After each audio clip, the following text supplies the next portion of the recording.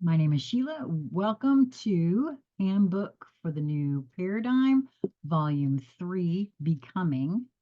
For those of you that are following along with me, we are on page 262. This is session number 4 of Volume 3, and it begins.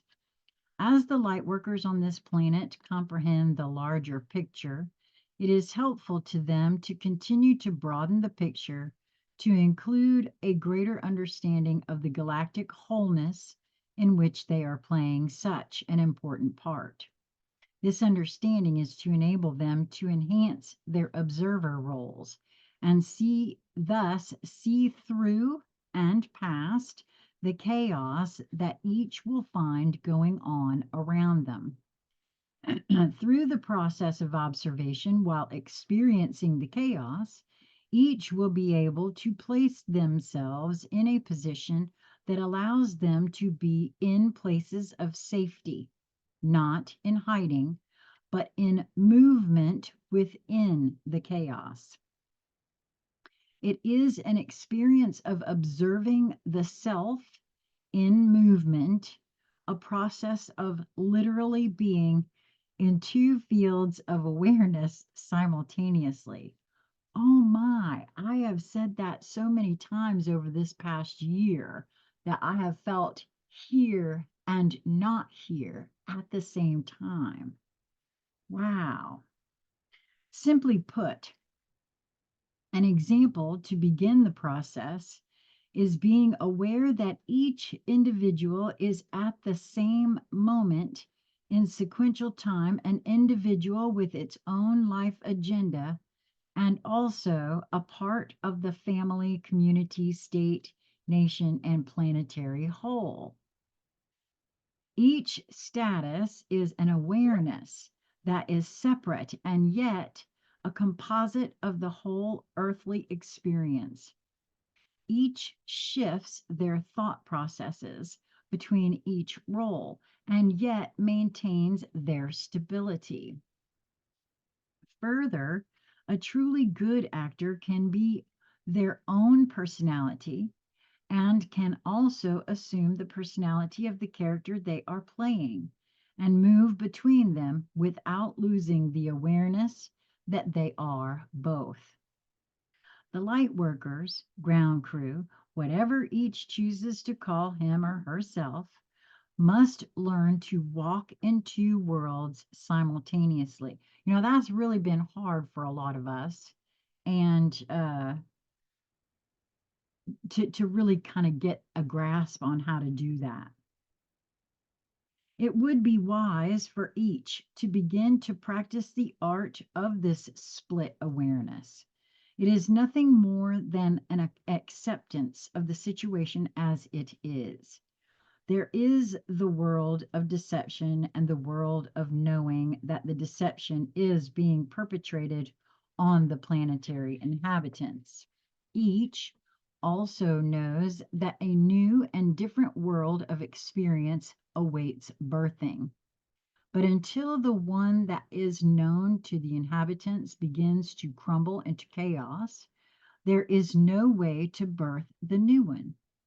As the current known reality reaches a specific degree of disintegration in the chaos, the new one can begin to come into manifested reality. The question is, which one will materialize? The one planned by the dark planners, or the one that is envisioned by the light workers / ground crew and those drawn to the dream of the new paradigm? There is the planned world of disharmony with the galactic composite plan, or one that is created in harmony with it. The critical number of humans desiring a harmonious existence within the surrounding energies of potentiality that constitute this galaxy must be reached in order for the new paradigm to come into a reality recognizable by those beings in harmony with it. Based on a mathematical formula, it is less than might be thought considering the number of humans on Earth. One of the reasons for this is that those who desire this harmonious experience will be focused upon that desire. Even though there are many humans that are now focused on the deception during the chaos, they will lose that focus and become caught up in the chaos. Their focus will be on the chaos, thus nullifying a great deal of the power that those of dark intent have established. It is during this time that the most important work for the light or those of positive intent will be done.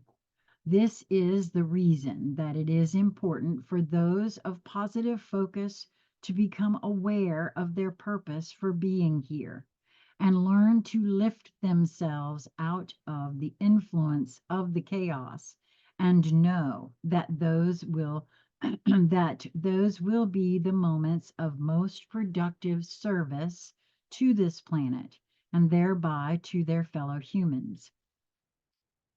The exact knowledge of the nature of the new paradigm is not all that important at this time.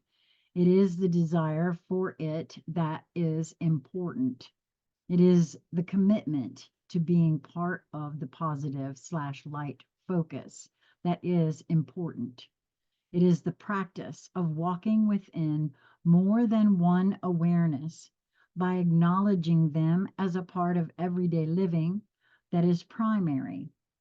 Each must learn to choose in the moment which awareness is the predominant one and change from one to the other by intent.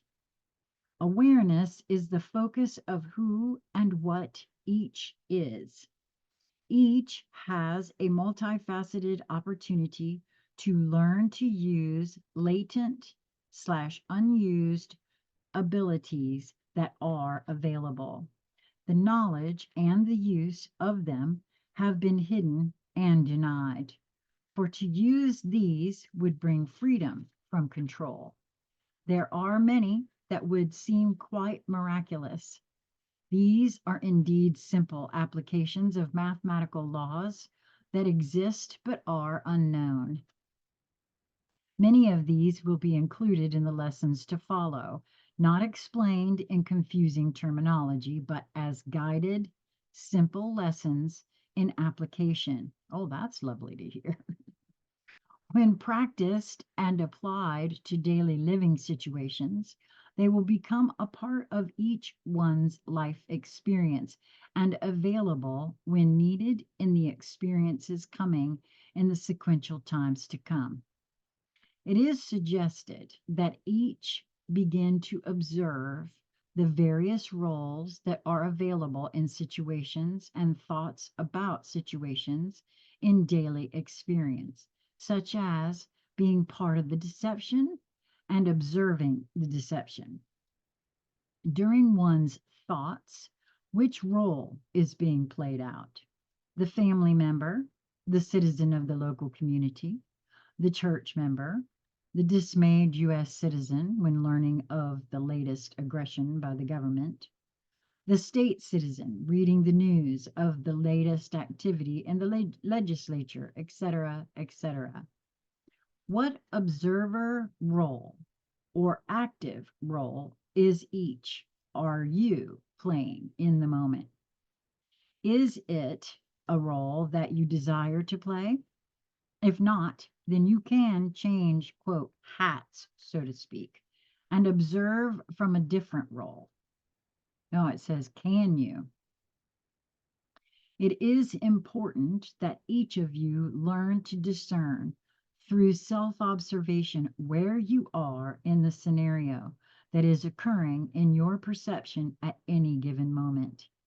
In the practice of this role playing, much safety in the future can be gained. And I have to say, I had an interaction last night in a Facebook group that this actually speaks to for me. So that's the end of session 5. We'll be right back with that was session 4. I'm coming back with session 5. Mwah. Till next time.